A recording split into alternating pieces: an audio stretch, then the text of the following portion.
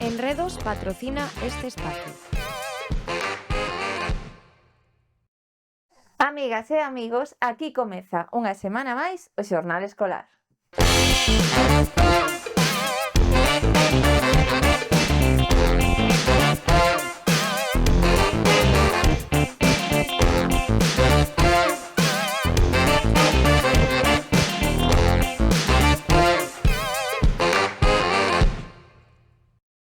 Hoxe visitamos o Colexio do Ruxidoiro de Barbadás, onde a finais do curso pasado inauguraron unha aula da natureza, un espazo ao aire libre ao que lle están sacando moito proveito. E para inauguralo de forma oficial, fixeron un enterramento da súa cápsula do tempo.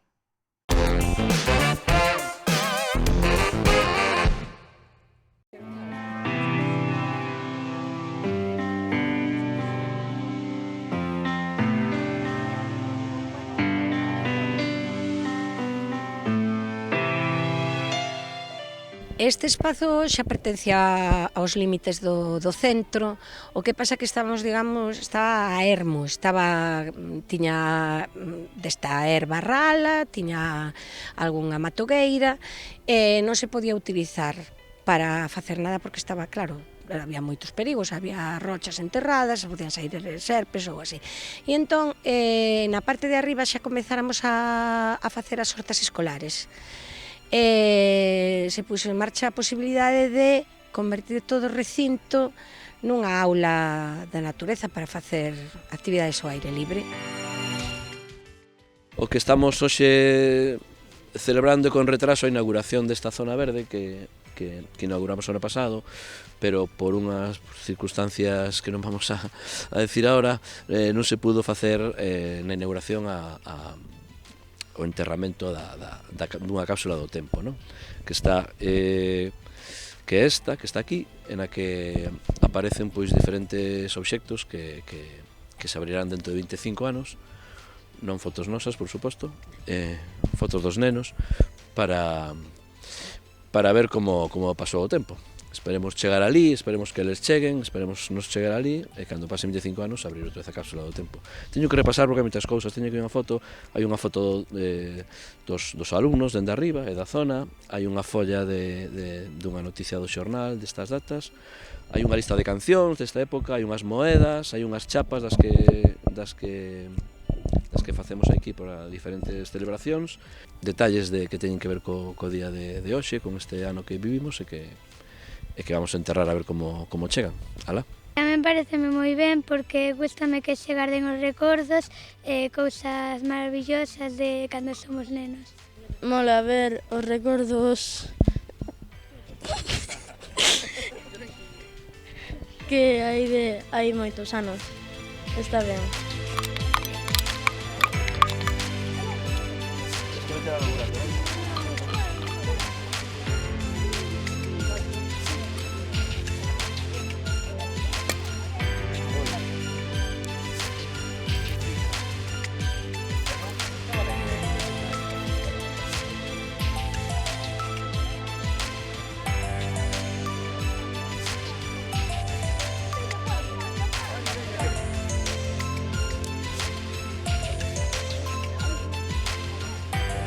A finais do ano pasado inaugurámola, non me lembro ben en que mes era, se era xa abril ou maio, e foi gracias ao Concello e a financiamento do Concello e a colaboración e da Xunta de Galiza, da Consellería. Entón, puxose en funcionamento e levamos xa, o ano pasado, nos últimos meses, xa fixemos aquí representacións das obras teatrais que íamos representar no Día das Letras Galegas, viñamos aquí tamén a facer leitura ao aire libre, intercambios lectores, estes días vamos facer xornadas de poesía, de recitado de poesía para celebrar o Día das Bibliotecas Escolares, e moitas actividades dese tipo. O alumnado ben contento, porque ao fin e ao cabo estás en contacto coa natureza, sais do que é a rutina da aula, e as actividades, por exemplo, de representación teatral, pois o espazo do anfiteatro está ben, eles, se non fai sol, claro, porque aquí, pois se non fai sol, están moi cómodos, moi a gusto e sintense moito máis libres. É tempo de chuvia, así que toca buscar actividades para facer no interior. Unha boa opción é retomar os vosos hábitos de lectura con estas recomendacións literarias que vos traemos esta semana.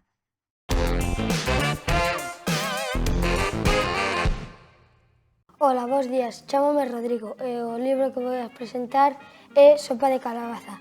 É un libro que me gustou moito porque no meu antigo colexio me regalaron cando me funa aquí, a Ourense. Entón, o leo de que son moi pequeno. Trata de un esquío, un pato e un gato que fan unha sopa de calabaza moi rica. Unha noite, o pato quiso remover a sopa coa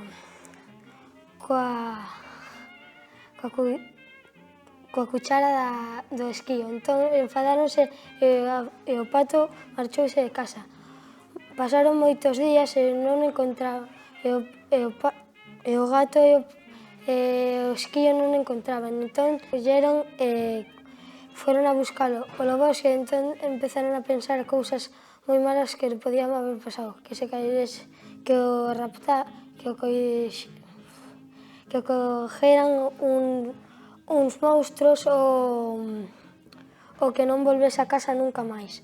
Entón colleu e volveron a casa moi tristes. E ali colleron o cazo onde hacen a sopa e esperaron ali moito tempo.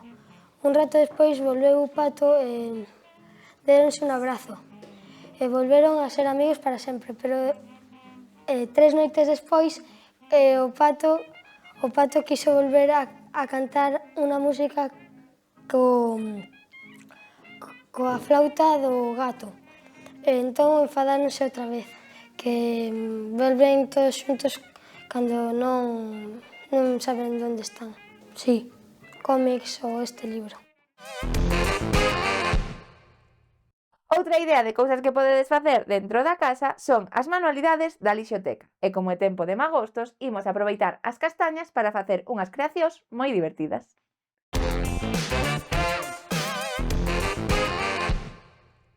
Para os nosos animaliños magosteiros necesitamos lazo, tesoiras, un punzón con moito coidado que pica,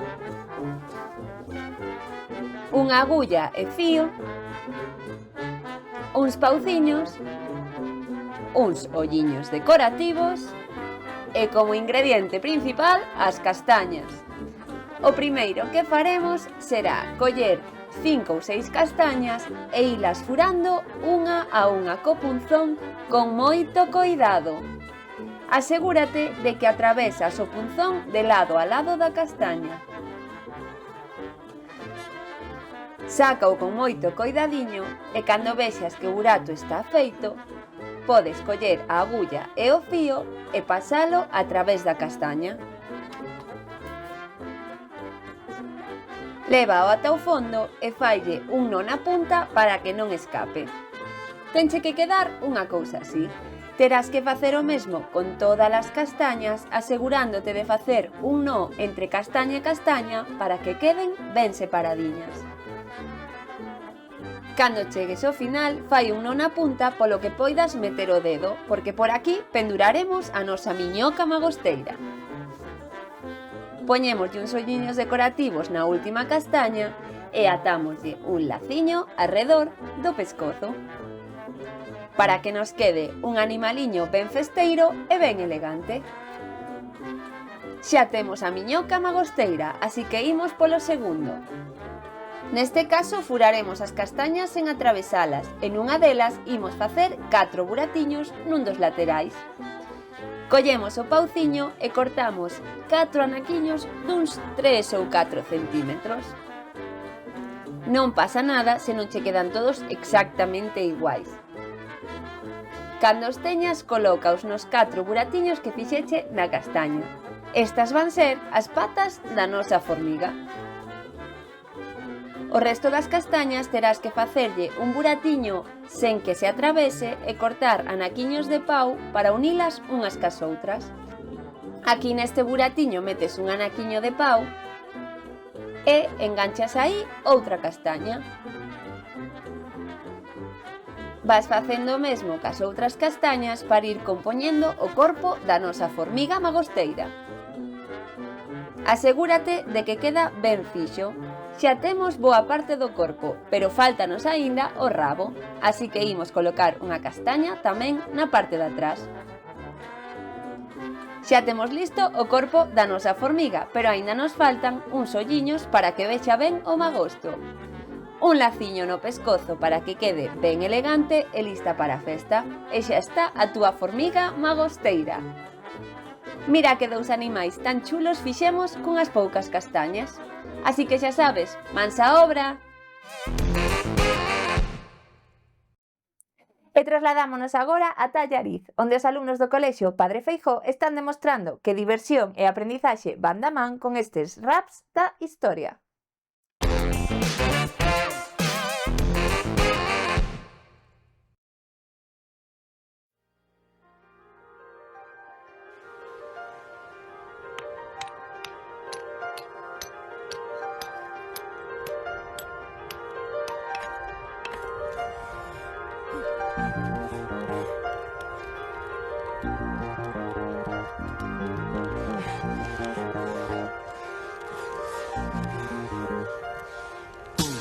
Chega a prehistoria dividida en 3 etapas: paleolítico, neolítico e idade dos metais.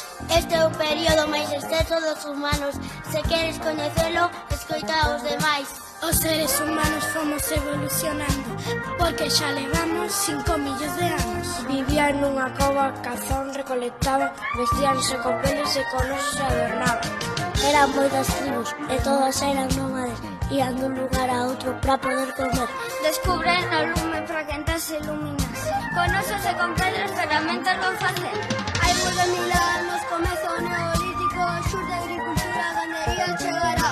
Vanse sedentarios porque xa tenían comida. Vivían en aldeas que xa non van marchar. Viven unas chozas de madeira ben de palla e as protexían con muros destacadas. Peles e vestidos e nos pescan con zapatos. Descubren ferramentas a cerámicotear.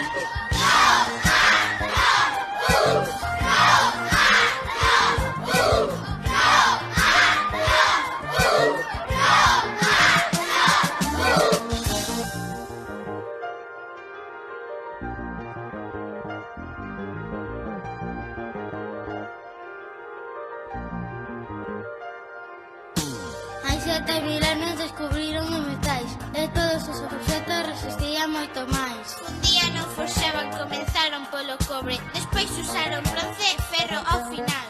Fabricaban armas, adornos, ferramentas, espadas, brazaletes, aixadas, festas. Pasaron de vivir en poados a cidades e gobernaba o xefe en cada unha delas. Xurde o comercio, aparecen os guerreiros e van descubrir importantes inventos. O arado, unha vela, pero sabes que pasou? Descubriron a roda e o transporte mellorou. A arte na prehistoria era unha pasada. Pinturas con vermellos, amarelos ou laranxas. Usaban pincéis con peles de animal, pinturas esquemáticas e outras ben reais. Imos rematar cos monumentos megalíticos, menires alongados no chan en vertical. Olden varias pedras cubertas cunha lousa, os cromles forman círculos e chegan xa ao final.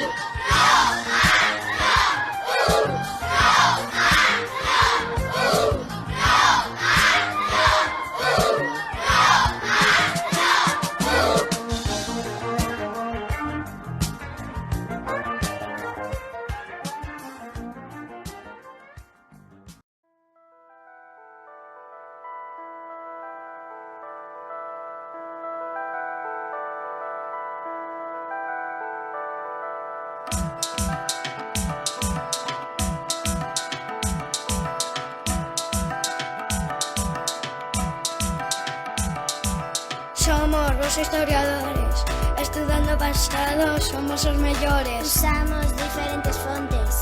Non sabes cales son? Mellor que escoites. Gráficas orais, escritos materiais, imaxes ou palabras, aínda hai máis.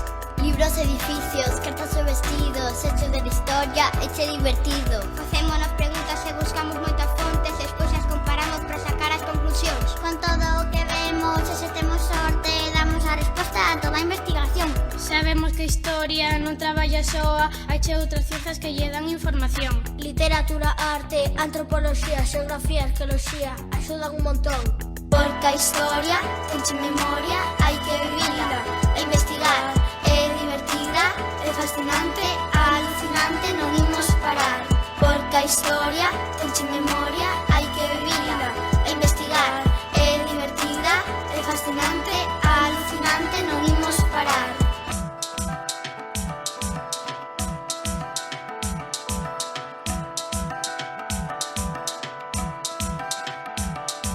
Unos 5 anos e décadas son 10, milenios son a 1000 e os séculos son 100. Se foi antes de Cristo, escribimoslle a C, e se pasou despois, porémoslle de C. Os historiadores dividiron o pasado en 5 idades para ter todo controlado. Sonche ben curiosas como podes observar, imos coñecelas preparados listos xa. Temos a prehistoria que dura uns millóns de anos, xa comeza cando aparece o ser humano. Logo a idade antiga que se inicia, xa verás, coa escritura e a historia vai chegar. Chega a idade media cando Roma cae enteira, a idade moderna con colones carabelas. A contemporánea chega ca revolución, e polo de agora se termina esta canción. Porque a historia tenche memoria, hai que vivila, e investigar, é divertida, é fascinante, alucinante, non imos parar. Porque a historia tenche memoria, hai que vivila, e investigar, é divertida, é fascinante, alucinante, non imos parar.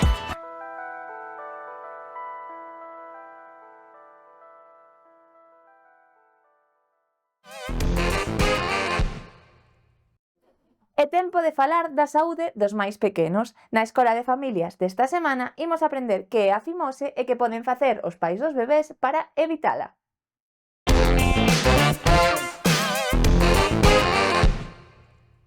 Hola queridos papis, hoy estamos aquí con un tema muy interesante para los niños, para los varones. Tenemos con nosotros al doctor Jorge Cortizo, que pertenece al grupo de Recoletas, y nos va a explicar y nos va a hablar de fimosis. Voy a hacer una pequeña introducción de la fimosis para explicarle un poquito qué es la fimosis, y yo, como sabéis, siempre me guío por dibujos. Entonces tenemos aquí el pene del niño, tenemos el orificio prepucial y tenemos el escroto. Aquí lo vamos a ver todo. Entonces, en la fimosis, ¿qué es lo que pasa? Que se estrecha la piel del prepucio, se estrecha, y entonces no llega, no la podemos echar hacia atrás. Hay un estrechamiento, entonces el glande no puede quedar a la vista. ¿No le parece así, doctor Cortizo? Si tienes algo así que decir. Es un poco para... No, aparte muy didáctico, como el dibujo. Sí, bueno, pues nada, yo ahora quería decirte que la mayoría de los niños cuando nacen todos tienen fimosis, y que poco a poco, de una forma natural, pues eso se va solucionando. Pero claro, ahora viene la pregunta que es que quiero que tú le expliques a los padres que cuántos tipos hay de fimosis. Sí, bueno, pues, muchas gracias. Pues empezamos. Lo más importante que tenemos que saber en la fimosis es saber diferenciar cuándo es patológica y cuándo es no patológica. Como decía la doctora Fernández, todos los niños cuando nacen presentan una fimosis fisiológica. Esta fimosis no va a originar ningún problema, es simplemente una protección del glande que nos va a ayudar a que esa piel del prepucio vaya madurando. Con esa maduración lo que va a conseguir es mayor elasticidad. Entonces, en este primer periodo, sobre todo en el periodo de lactancia, es lo que llamamos la fimosis fisiológica. No hay que darle mayor importancia y simplemente debemos tener unos cuidados higiénicos básicos de la zona. Por otro lado están las fimosis patológicas, las que sí que realmente presentan una patología de base que nos impide echar esa piel prepucial hacia atrás. Dentro de estas fimosis patológicas nos podríamos encontrar varias causas. La causa de esta patología puede ser o fimosis cicatricial, que llamamos, que es cuando se nos produce alguna heridita por algún traumatismo, por alguna retracción que hacemos dolorosa, que puede hacer un poquito de sangre, hacer una herida, por alguna infección. Todo ello puede producir una fimosis cicatricial, que eso lo que hace es cicatriz, que la piel no nos coja la elasticidad suficiente e impide esa retracción. También tenemos otro tipo de fimosis patológicas, que serían cuando el niño no quiere realizar las retracciones él solo, bien porque le da miedo, bien por la sensibilidad propia del glande que todavía no está acostumbrado, o porque sí que realmente existe una estrechez del prepucio que es el que le impide. Entonces, después de diferenciar estas dos fimosis, fisiológica y patológica, debemos centrarnos en el propio niño y ver cómo le podemos ayudar, cómo podemos tratar, si existe patología que tengamos que tratar o simplemente tenemos que ayudar y acompañar al niño en esas retracciones, enseñarle poco a poco a hacer esas retracciones, a que le vaya madurando la piel y ayudarle, enseñarle de que no es una retracción dolorosa, que no le va a doler, que no le va a molestar y que no le va a producir ninguna molestia. Entonces, esas serían, digamos, las dos fimosis que tendríamos, la patológica y la fisiológica. Entonces yo ahora te pregunto, ¿en qué momento estaría indicada la cirugía? Pues una cirugía de fimosis, nosotros y los pediatras también, siempre empezamos con pomaditas. Siempre podemos ayudarnos de pomadas de corticoides, que lo que hace es en la piel prepucial ayudar a esa elasticidad. Una vez que fracase ese tratamiento o que el niño presenta mucho dolor, muchas molestias y es imposible realizar esas retracciones, podemos indicar la cirugía. La cirugía de la fimosis puede ser o una circuncisión, como tenemos, digamos, más en mente, que sería quitar toda la piel que recubre el glande y dejar el glande totalmente descubierto, o una postectomía, que es la que más solemos indicar. La postectomía es, digamos, quitar la zonita más estrecha del prepucio y dejar el glande parcialmente cubierto, todo lo que podamos. Esta es la que solemos intentar realizar. La cirugía es una cirugía sencillita, es una cirugía ambulatoria, que los niños vienen y no pasan ninguna noche, sino que vienen, los operamos y ese mismo día se irían para casa. Los cuidaditos en casa son unos cuidados básicos de higiene, una pomadita, solemos dar unos puntitos todo alrededor que se caen solos, que no habría que retirar, y tiene una reincorporación a la vida diaria y a las actividades muy rápida. En una semana o dos podrían estar ya otra vez volviendo a correr en el cole. Normal. Sí, exactamente. Pero normal. ahora viene la pregunta más importante, que quizá a los padres también más les interese oír, y es ¿en qué momento los niños tendrían que empezar a hacer las retracciones prepuciales o los padres tendrían que empezar a ayudarles a hacerlo? Sí, esa es una pregunta muy buena y que nos hacen muchísimas veces. Claro. Lamentablemente no hay una edad que digamos, pues a partir de los 3 años tenemos que empezar, no, sino que cada niño es individual y tenemos que verlo individualmente. Partimos siempre de la fimosis fisiológica y a partir de ahí, a partir de que dejen el pañal, más o menos 3, 4 añitos, a partir de ahí es cuando ya empezamos a indicar las retracciones, que empiecen poquito a poco. Si bien cuando empezamos las retracciones no hay que lograr ya descubrir el glande totalmente en 1 o 2 semanitas, ni 4 semanitas, ni un mes, sino que es un proceso que va a ir paulatino, poco a poco, empezando eso, una vez que dejen el pañal, empezamos con las retracciones suave y despacito, poco a poco. Hay que ir descubriendo el glande y también tenemos que ver si tienen adherencias balanoprepuciales, que es una patología que también nos preguntan frecuentemente. No es una fimosis de verdad, sino que es simplemente que la mucosa se nos queda pegada al glande y con las retracciones suaves sin la huchita se nos va a ir yendo. Entonces, una vez empecemos con las retracciones, poco a poco vamos a ir madurando esa piel y logrando una retracción completa. Hay que tener también, Denis, hablar de la parafimosis, que es muy habitual cuando empezamos a realizar las retracciones prepuciales, que se nos quede la piel del prepucio totalmente retraída y no la consigamos llevar hacia adelante. Esto nos puede ocasionar varios problemas, se nos puede dermatizar el glande, produce mucho dolor, muchas molestias y se puede llegar a estrangular. Cuando nos suceda esto, si no conseguimos volver a llevar la piel del prepucio hacia adelante, es muy importante consultar a un médico.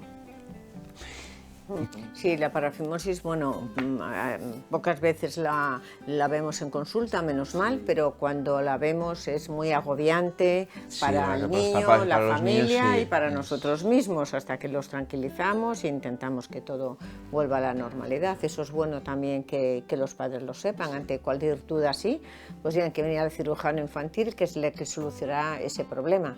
Yo me imagino que con respecto a la fimosis y lo más importante, cuando tienen que empezar con las retracciones y poco a poco que el niño vaya ya como destapando ese perpucio y el glande empiece a estar a la vista y tal, pues yo creo que eso le tendría que quedar muy claro, porque es una pregunta habitual en los padres en la consulta diaria. Así que aquí está el doctor Cortizo para resolver todas las dudas y esperamos que la próxima vez pues nos comente otro tema que sea de actualidad, que sea importante para que los padres sepan qué hacer en algunos casos de cirugía pediátrica. Por supuesto. Así que hasta la semana que viene y muchas gracias. Muchas gracias. Pois ata aquí chegou o xornal escolar desta semana. Nos voltamos dentro duns pouquiños días para seguir compartindo xuntos as actividades deste curso. Lembrade que podedes enviarnos os vídeos das actividades que fagades nos vosos colexios ao enderezo xornalescolar@telemiño.com. Aquí vos agardamos. Chao!